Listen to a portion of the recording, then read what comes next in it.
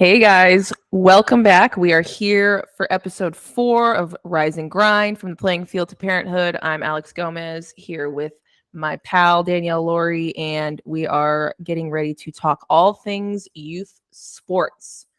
We're excited to kind of dig into what our experiences with it were, kind of how we were brought up in the different sports that we played, and what our experiences were with that, and kind of hopefully lead that into kind of the status of youth sports today and kind of what we see that's different and the same, and kind of how we're navigating that with our own kids a little bit. Should be hopefully not too heavy, but yeah, sports have changed. I even before this podcast kicked off, like talking about the weekend, and I don't think you realize it until you're fully in it, how much you miss when your kids are really little and you feel totally busy on another level because they're really little, like getting naps and all the things. And I don't want to go there because I need to get the naps in, whatever. But I'm also like, wow, you miss the transition to when your weekends and your time is no longer your own. And we're fully in it. I can tell you that. I don't remember the last time of not having something that's fully sports committed in our lives. Which is, I feel like, so different than like what we experienced growing up, where it was very much seasonal, right? There were certain seasons where we were playing, and then there were certain seasons that were like sacred, if you will. Like summer, it was like weekends, if that, like all stars maybe like goes into like maybe a month of the summer. But now it's like we're seeing tournaments constantly, and they're just practicing through the summer. It's like you maybe get 1 or 2 weeks off at all to do like a family vacation or something, but that is rare. Yeah. And not fair. Yeah, for us. I know. Talk to me a little bit about like your experiences when, you and I'm a little older than you. We don't have to disclose our age, but I don't mind. I'm 37. Like, obviously the times have changed as far as like where we started out compared to where the kids are at now, but just kind of your upbringing with sports and your family dynamic and how everything kind of made you tick into the athlete that you were.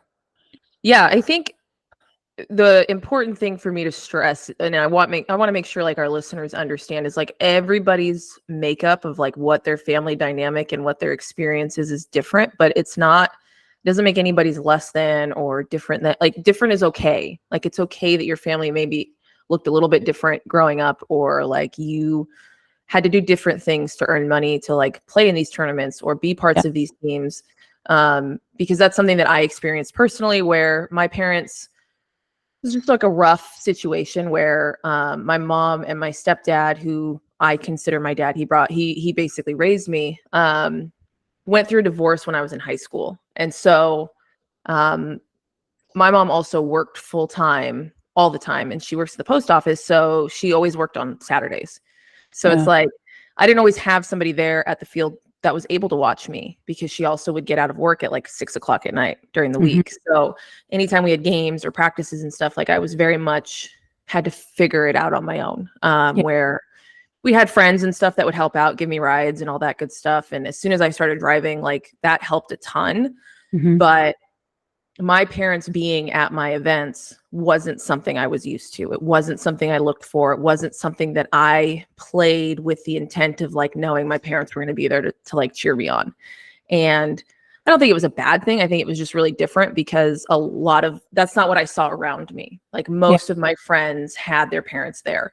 And it's not a bad thing. It's not a knock on my mom or my dad for not being there. Like they were just doing what they had to make it work. And I think overall it made me less concerned about who was in the stands, right? Like I wasn't as caught up with, oh, this person's here to watch me, I have to do a really good job, or I have to make sure I get a hit because my dad's watching. Like I wasn't ever really consumed with that. And I think that was the benefit of it all, because I really was playing for myself. I knew that I was the only person that was always going to be there. It was a little bit of self-sufficiency, I think. And like I said, we didn't always have all of the funds to pay for the travel teams and the tournaments and the, going place to place. So I had to do a lot of like random like fundraisers, or I would go wash people's cars. I worked from as early as I could. I got my worker's permit like right when I turned 15, and I've worked since I was 15. Dang. So I was playing sports, and my first job was as a hostess busser at Islands Restaurant. Shout out to the French fries because I still love them. But yeah, I've always had to grind and work and make money to help support what I wanted to accomplish with sports, which was taking it to the next level. And I knew that if I wanted the gear, if I wanted to be able to travel, I needed to come up with the money somehow, some way, and worked really hard to do that. So yeah, it was a little bit different than a lot of what my friends had experienced, but like, I know for you, like, it was also different country. So that, Yeah. that changes things just a little bit. Not as serious as the US was with youth sports, I'll tell you. It definitely had a different, we were so big on, I can at least say with our family, like the stuff you do when no one's watching is the most important stuff. What's expected is expected. All the time. Right? So my question to you is like, with what was expected with practices and stuff, for you to be able to have the career that you did and get a fluoride scholarship to be able to play the sport at the next level at your dream school, like what were the things that you were doing outside of what was expected to help push you to that level?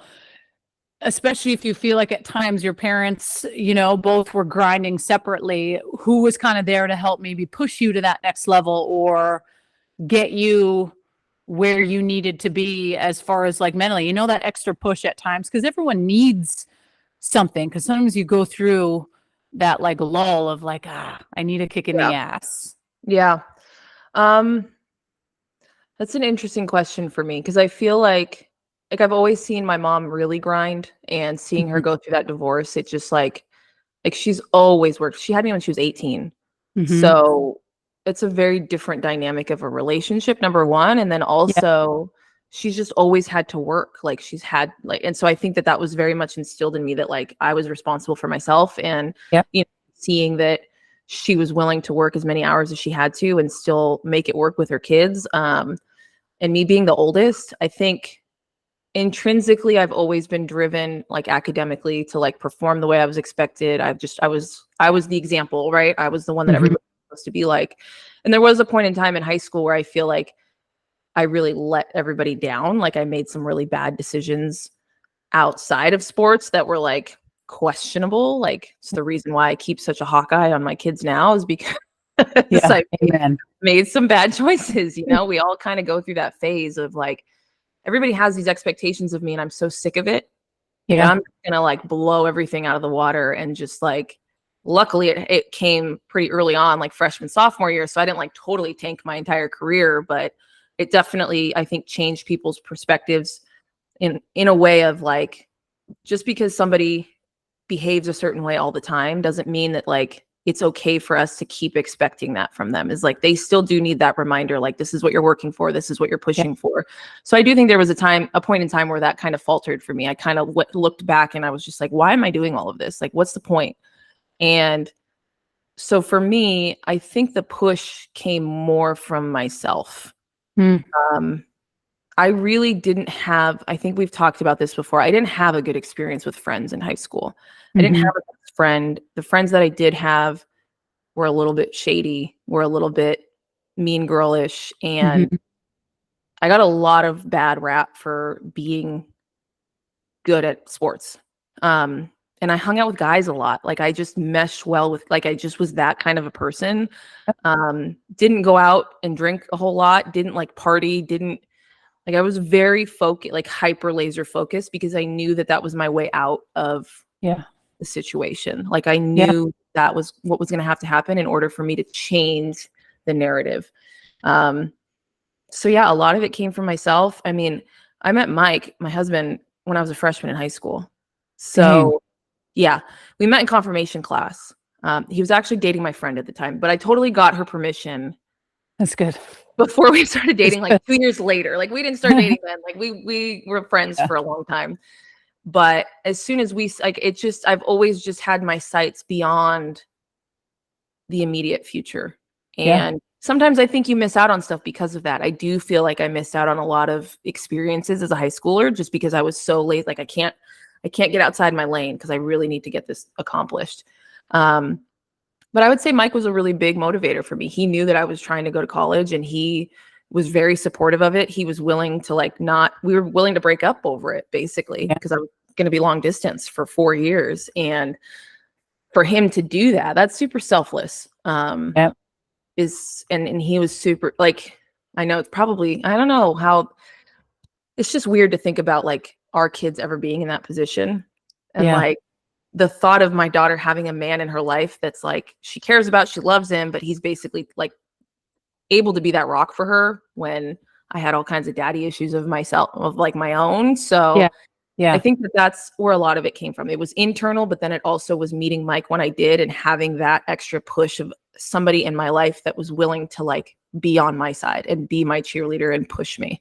So yeah, I think that kind of encapsulates a lot of it. But what about you? Who was it for you? Was it your dad? Yeah, I would say definitely my dad and my brother, because my brother and I were just always pitted against each other in the best way. You know, and my brother had a hell of a career, right? Like first round draft pick, still to this day, the highest draft pick in Canada, 19th pick overall in the first round as a positional player. Like usually it's pitchers, right? So, you know, I think when I look back on that time in my life, we were so laser focused at such a young age because it was all that we knew. Now it's so different because there's, number one, we've gone through it and we want our kids to be able to have somewhat of a life like ours in the sense of we're very fortunate for sports and the guidance that they gave us to be pretty kick-ass human beings. And so I'm very much always in that space where it's like, this is all that I know. And I'm trying to blend it with my husband's style too, right? Because his upbringing with sports is different than mine. But when I go back, I fully know why I was the athlete that I was because of the upbringing that I had. And, you know, my dad saw something in my brother and I at a very young age. And it just started to get to that point. Like we played multiple sports for a good amount of time. And I feel pretty awesome saying that because you don't see that as much anymore, right? With where youth sports are going, there's more pressure. You have to pay more money. Coaches want you to be one sport all year long. It's bullshit. So I played soccer and I played basketball and I played softball. And when I played high school basketball, that was my number one focus until we got to the spring and I played softball. And I'd still do some softball workouts here and there.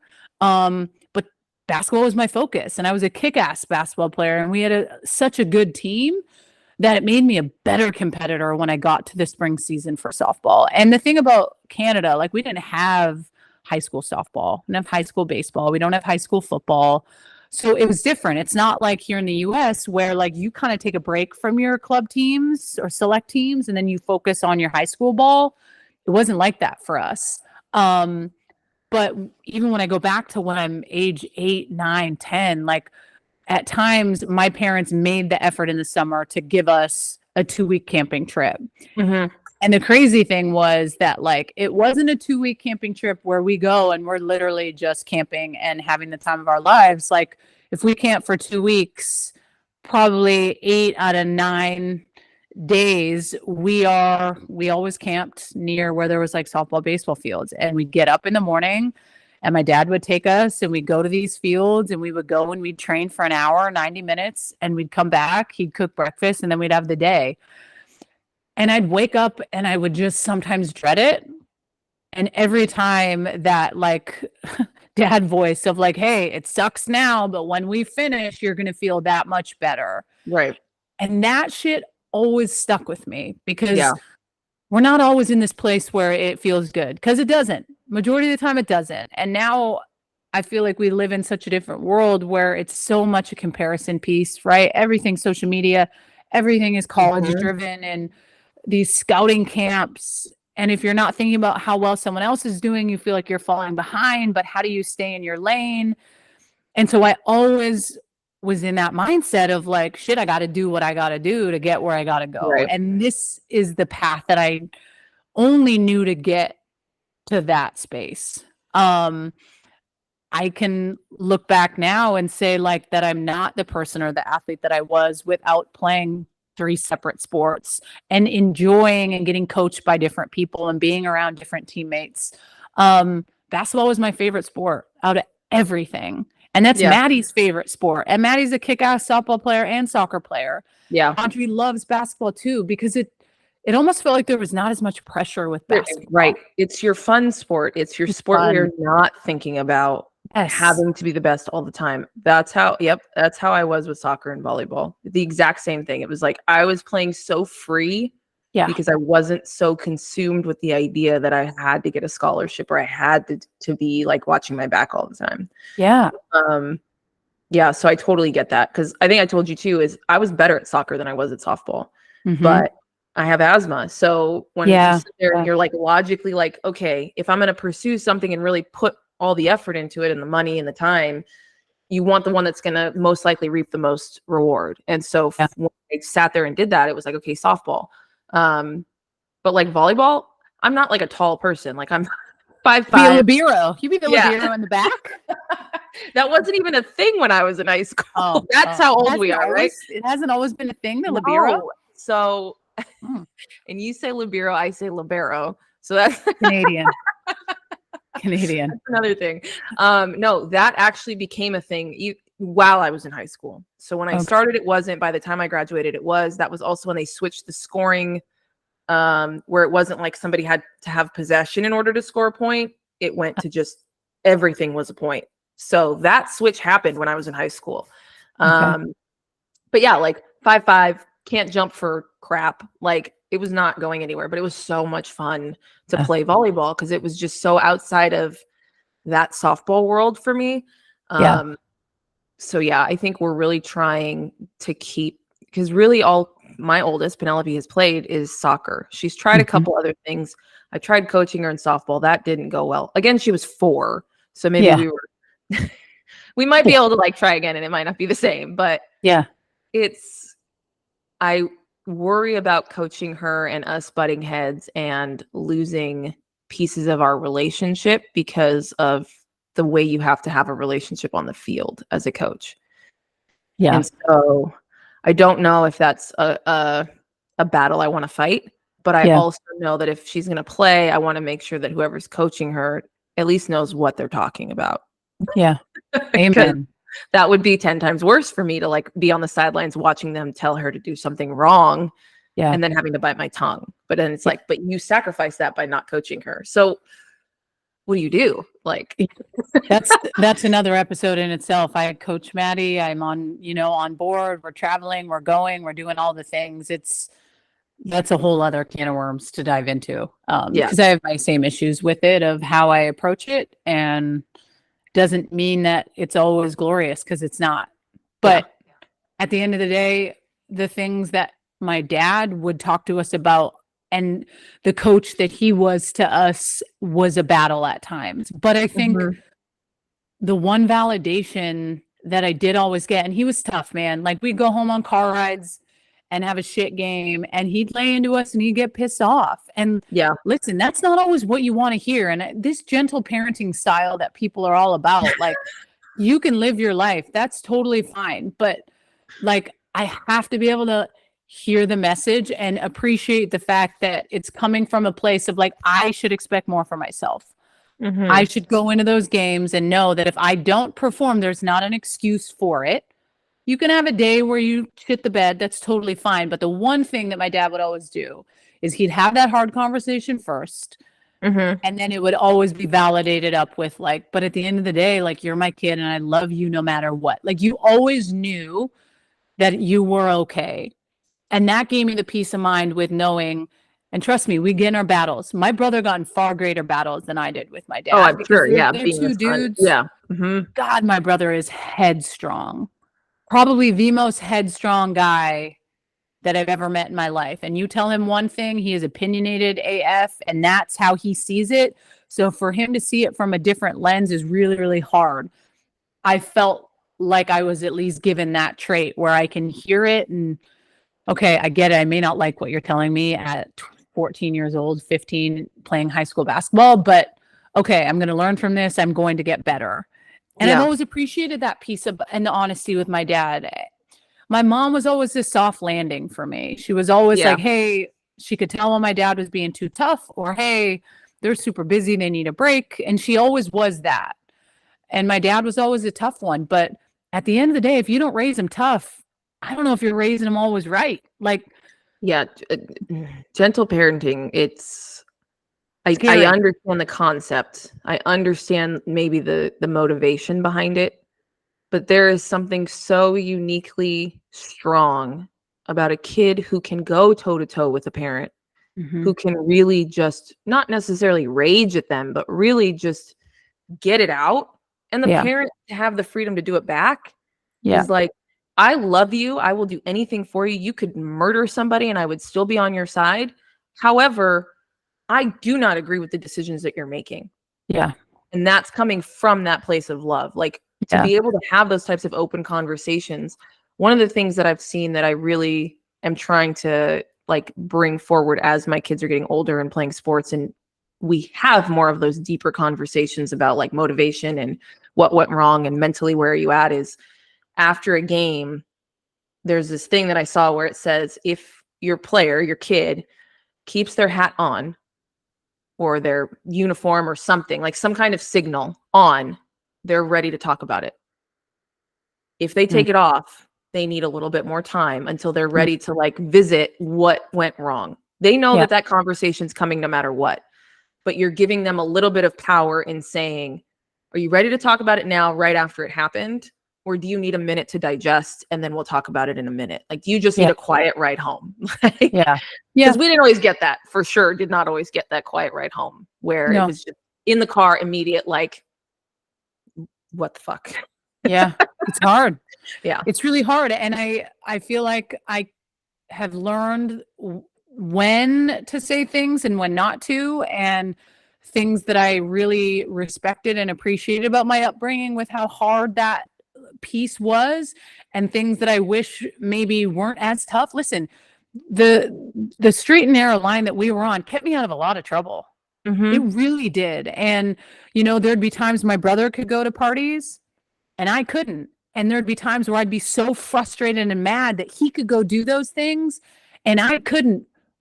But the reality of the situation is at times like the guys had a different outlook than the girls did with things. And if you got yourself in trouble as a female athlete and some stuff happened, opportunities can be hurt. And I didn't love it. I wasn't allowed to date for a really long time. And my dad was like, there's no need for you to be dating a boy at 10 or 11, 12 years old. I'm sorry. Like, we got sports and that's the commitment that we're doing. I can't say that I sit here and believe that I would love Maddie to have a boyfriend at 13 and think she found the love of her life. I don't. And I learned that through my experiences with it. It didn't distract me. Sports was my life, but I met a lot of kick-ass people through sports. Yeah. And I can at least see that with my girls. They look forward to going to soccer practice. They look forward to going to softball. Like, these are, little athletes that they enjoy spending their time with.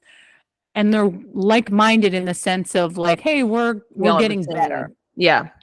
And I Yeah. think the biggest thing for me was learning all of these at least healthy habits through my upbringing that always made me want to compete and be the absolute best. That's a tough thing to teach athletes, right? Like, some people say, yeah, got it or you don't.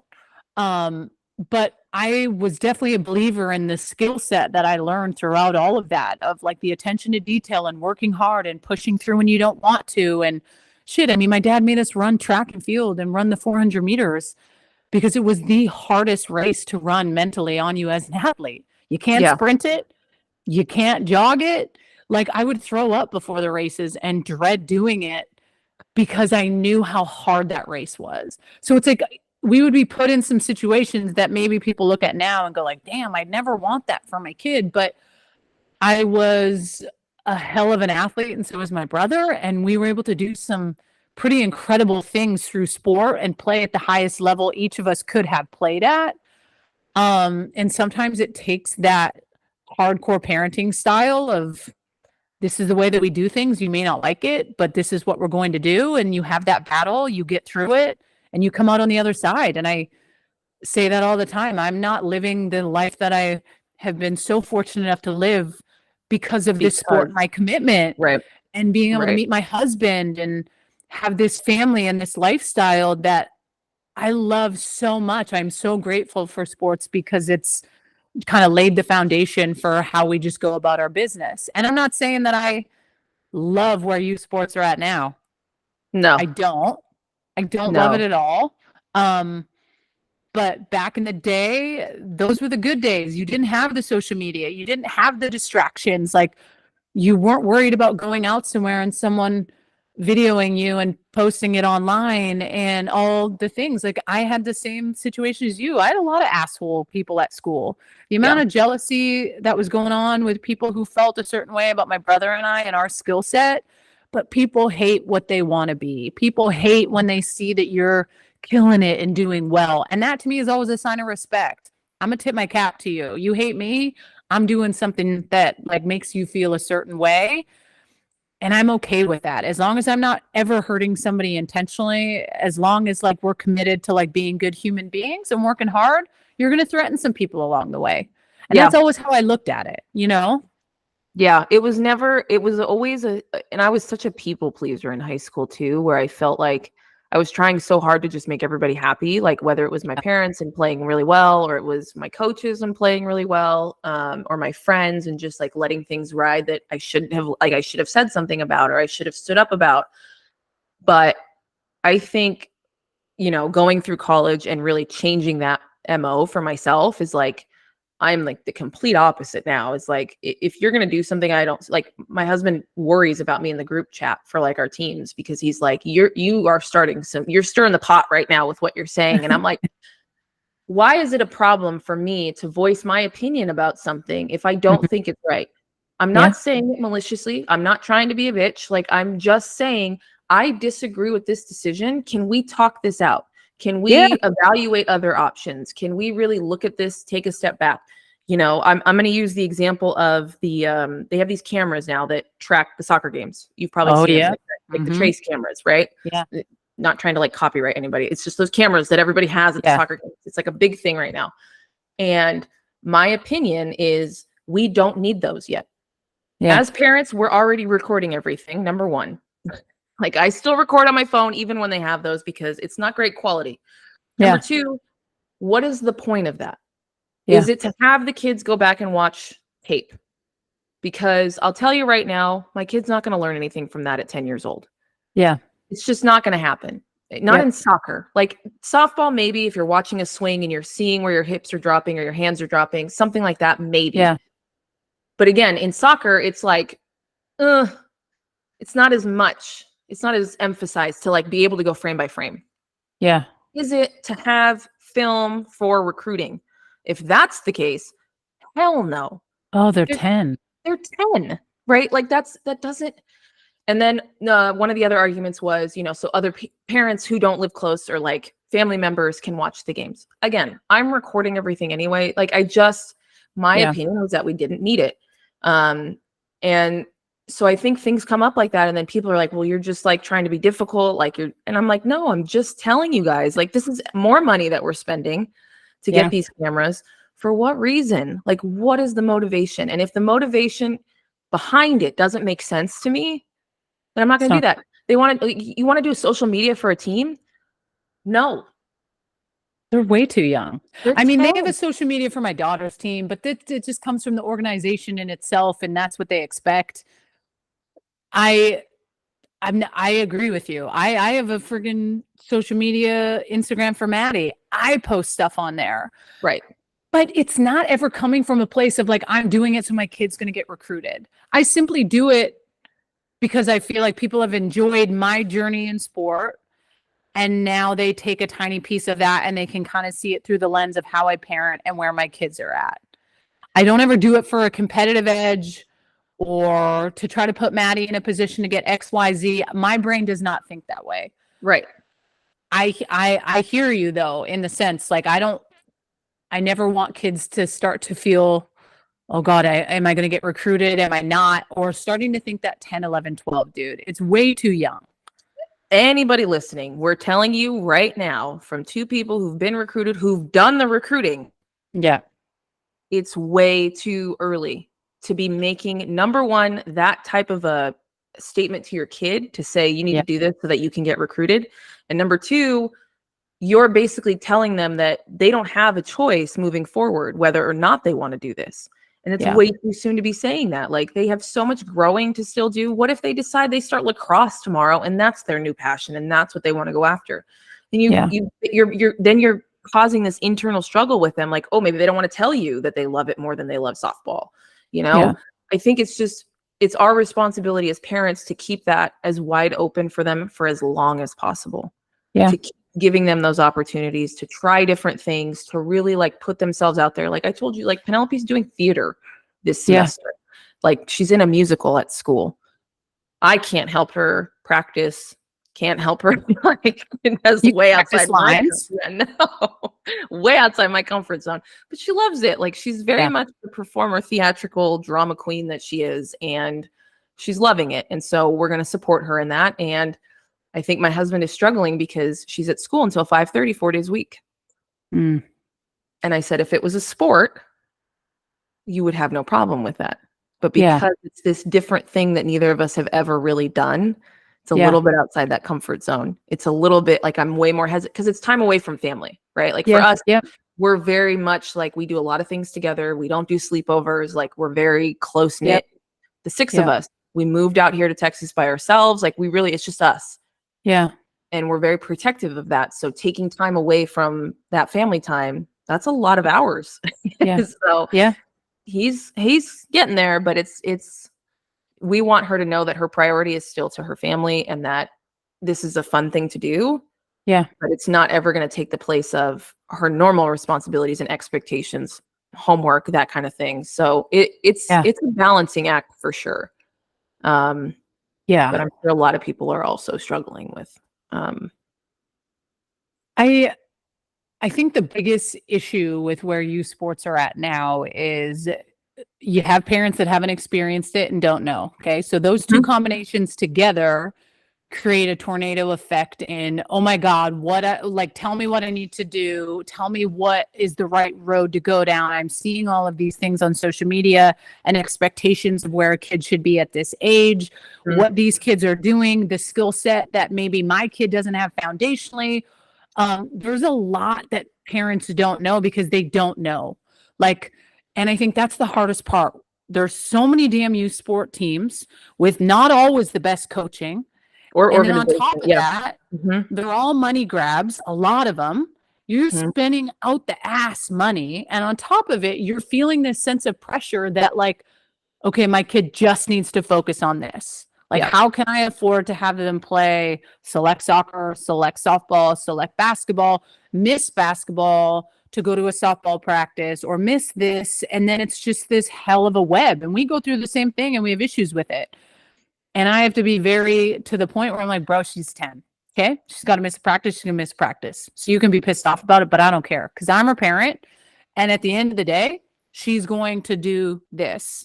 And I know that at times with soccer is a different beast. The commitment that is wanted for her select team is so much. And at times her coach has said she needs to focus more on soccer. I'm over here this is a great sport for her condition wise. She's a badass. She's tough. But I'm not sure her meal ticket's soccer. So if you want to be telling my kid that she needs to focus more on soccer over everything, maybe we don't play soccer anymore. And I do not want to make that decision. And I've never said to Maddie, you need to pick right now at 10, and I'm not going to. But you're already getting the coaches making the comments and saying stuff to where in their head they start to oh, I can't miss practice or I can't do this. That's not how it works. So I think sometimes parents listen to the peer pressure of the coaches that'll say hey, I think baseball is the worst, travel baseball. I think you have to commit to doing this baseball 12 months a year, and you got to do all the extras and the hitting lessons and the, the strength and conditioning. And, all the tournaments, they're traveling at 8, 9, 10 and showcase and this and that. And it's holy shit, I got to stick to my roots, man. Foundationally, I got to be able to know what I need, how we can build our kids up. And maybe we're fortunate enough, I can go to the cage with Maddie and get a hell of a workout in. I don't need to pay someone to do that. Right. And I know developmentally where she should be. I know that she's 10. I know her body's going to change in 2 to 3 years where she looks completely different. Like, I feel like I have a good understanding of that piece that maybe a lot of parents don't, because they haven't played at the level that we played at, and that's okay. But feeling pressure from coaches to have to really just put your kid down the one street of this is it, hell, you're going to burn them out by the time they're 17, 18. And what happens if they don't make it? Yeah. Then are they failures to them? Right. What does that do to them mentally? Yeah. And it's like the same regard of you saying, like, it could be the coaches putting it in their ear. It could very well be the parents putting it in their ear, the opposite, right? Like, maybe the coach is super supportive of them playing other things, but the parent is like, my kid's the best on this team, so they don't miss any other practices. And that Sally over there missed practice last week, but she's still starting. And then they start getting in the coach's ear, and it's like, God, the lack of, I don't know. I don't even know if it's a lack, but the communication levels, and like, everybody's just looking for a reason to be upset about something. And it's like, everybody forgets, like, we're here. It's supposed to be fun. Like, they're playing sports because it's fun. Like, I've yelled from this. Like, I yell all the time from the sidelines. Like, I'll be honest, but one of my biggest things is, like, if I see Penelope like freaking out or like getting pissed off, like in a way that's not healthy from the sidelines, where it's like, it's really demeaning and like it's taking away from her ability to play her game, I'll start shouting like silly things to like make her laugh. Like, if she gets hit, I'm like, oh, it's not the moneymaker. You're good. Like, keep going. Like, it's okay. Didn't hit your face. We're okay. Yeah. And like, I know it embarrasses her, but it's like, I know it also makes her laugh. And it's like, no matter what, I don't want her to lose that. I don't want her to lose sight of, this is supposed to be fun. Like, this is supposed to be a way for you to like grow and learn. And I'm curious, as you guys were growing up and like had your dad there as like your support system, your mom as well, but like just the way that he pushed you guys, did he grow up in a very heavily athletic background too? No. He was wicked athletic, He played rugby, he played high school basketball to the extent that I played baseball, but he would always say to us, and, my grandparents were our biggest supporters. They're no longer alive, but they were at some of the biggest Olympics, national championship moments. Right. But my dad would always say, he goes, I just wish that I would have had a push that I'm giving you guys. Gotcha. Okay. To help me more navigating that piece. He said they didn't at times come to all the games. They didn't care if I had gone to practice or not. Like, my dad instilled this level of fear that like you're expected to perform well, but you're expected to like go and do these things. There's no half-assing stuff. Like, life really is short. And I look at it and I'm like 37 and I'm like, oh shit. Like, I remember my upbringing like it was yesterday. Graduated college. I'm almost at my 20-year high school reunion. Like, it goes by quick and it seems hard in the moment. And, as tough as our upbringing was, I didn't do a lot of bad shit. I was scared that if I did, I'd get in trouble. I had a great college career. I was pretty driven. I didn't do a lot of hardcore stuff before college. I had some fun in college, but like, I never wanted to push the envelope. You didn't want to jeopardize anything. I didn't. And I always knew that, like, even though I didn't like it, it doesn't mean that it doesn't mean that I have to like push back and do it because they say not to do it. And there was definitely some things I'd push back on, but do you know what I mean? Like, and maybe I sound like a goody two shoes over here. No. Fine.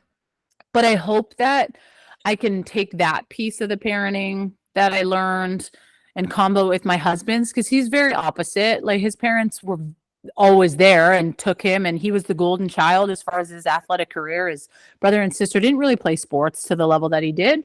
But the attention to detail and the working out and doing it when no one's watching all the time is different. Because him and I have this conversation and I say, like, dude, Maddie's like getting pushed pretty thin right now with now adding on basketball. That's going all the way through March. She has select softball. She has select soccer. But my thing is, like, she has to do shit on top of what's already expected. We have to go to the cages to throw. We have to go to the cages to hit. If we don't do those things, what's required with softball right now is not enough.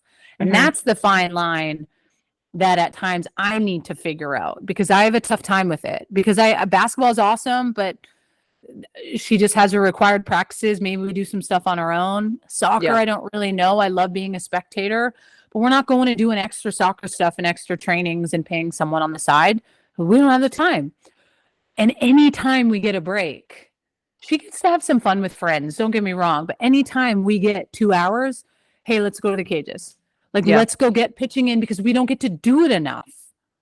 And that is a little psychotic. And I have to like have like a word with myself sometimes because she doesn't get to pitch as much as I want her to be pitching on her team. And I have to remind her that at 10 and she's playing 14-year-olds and she plays with women.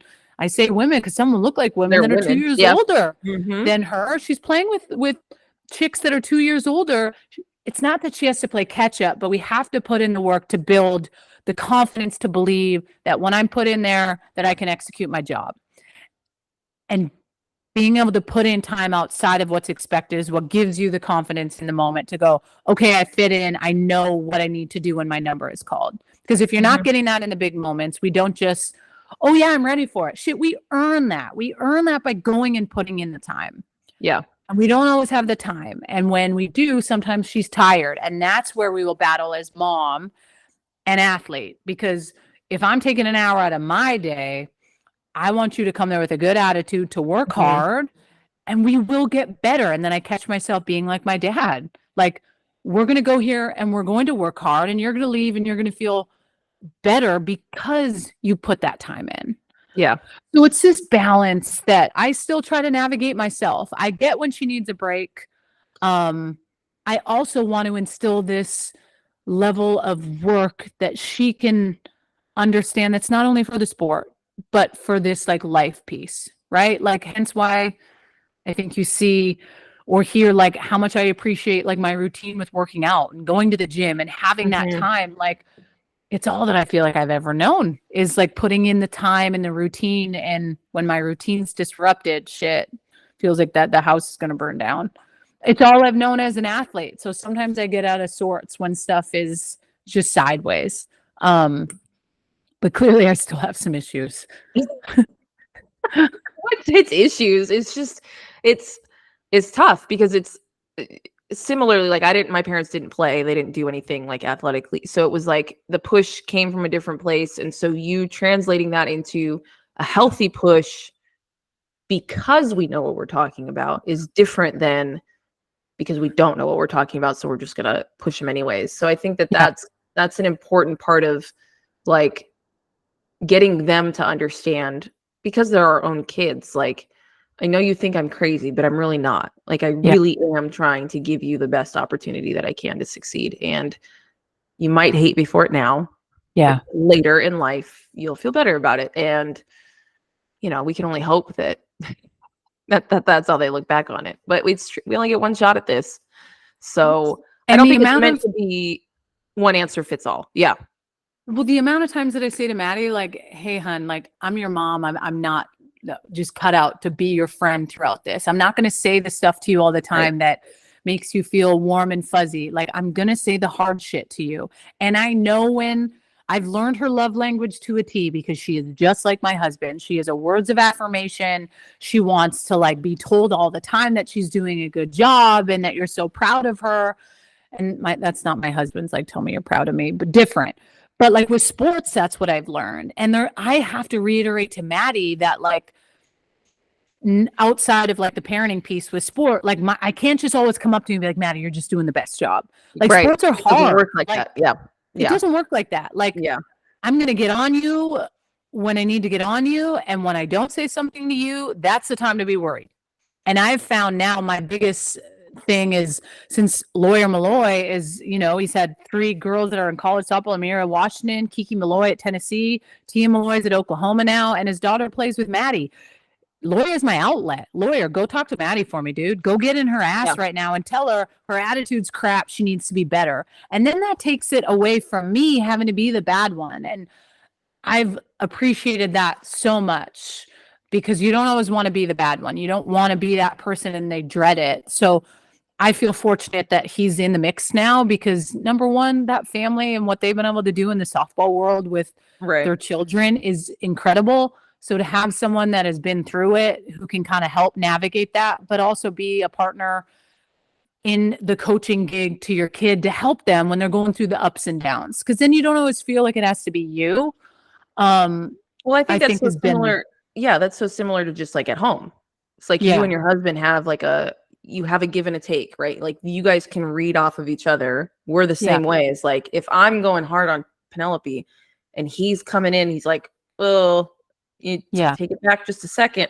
I'm like, okay, well, I need you to come in and like yeah, steer us in the right direction then, because I'm in a place where whatever I'm saying is not getting through, or she's taking it personally, or she's taking it a certain way. And I struggle a lot with that because, like I said, like I didn't have a lot of girlfriends.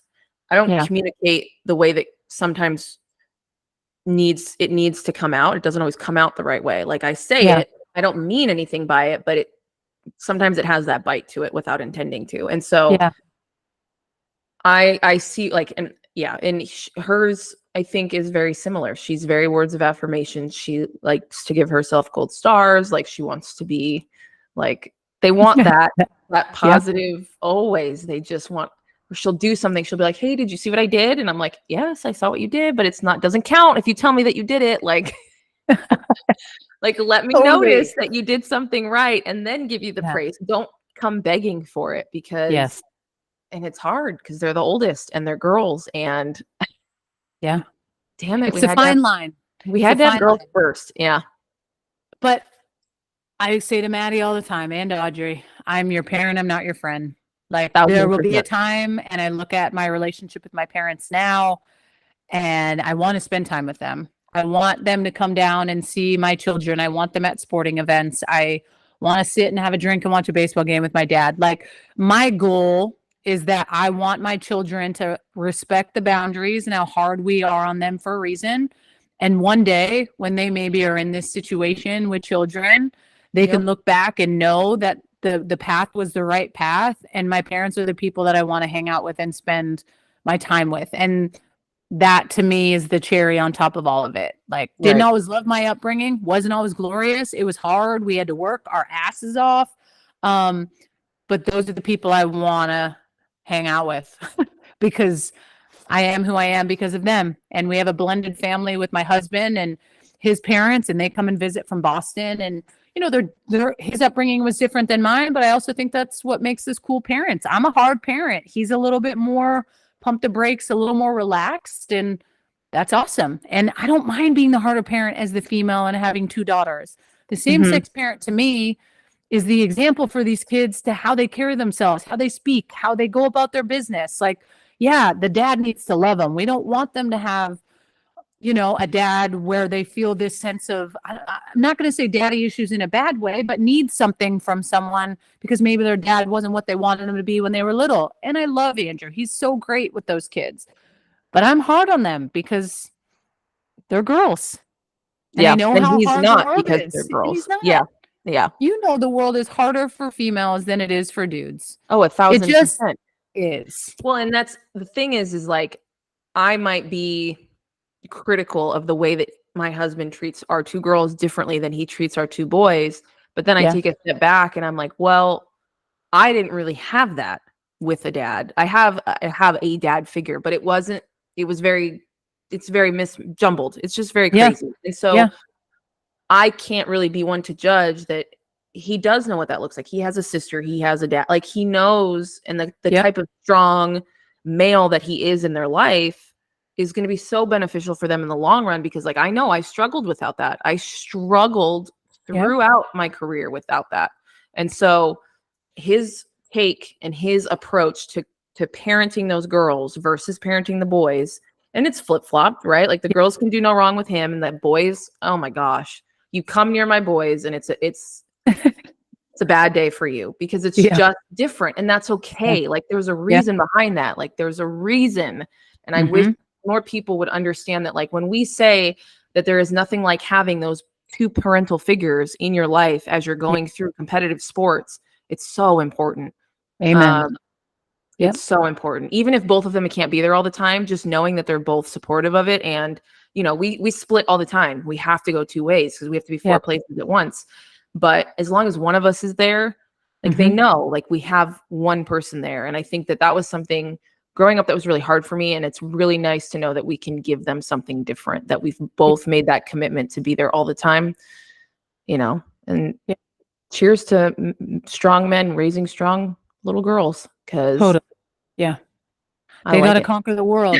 And this has been a fun episode because it's definitely cool to talk about your experiences through sport. But I think when you get to the place where you talk about how you parent, and I know everyone is so different with how they go about it. And that may be kind of the hardest part about where the world is, right? It's different. You offend people easily. You're hard on your kids. It's too much. And it's like, at the end of the day, what goes on behind closed doors, no one knows. And our job is to raise strong, respectful kids that could go into someone else's home and leave, and they would be like, wow, I would totally welcome those kids back.